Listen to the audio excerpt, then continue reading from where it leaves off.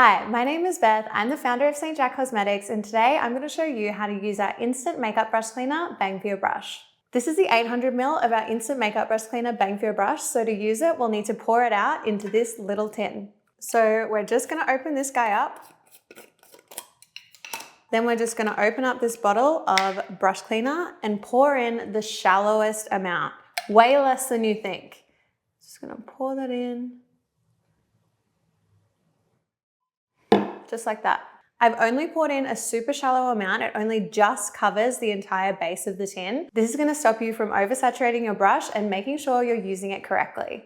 And to clean my brushes, I'm going to use this super handy microfiber towel. Now, this is going to work so much better than a paper towel because it's going to exfoliate your brush as you're using the product. And this is going to allow the formula to move from your brush onto the towel, which is what actually cleans the brushes. So this is one of the most important tips I can give you. When dipping your brush into the tin of formula, we're just lightly tapping it. 1 or 2 taps and tapping off the excess. Okay.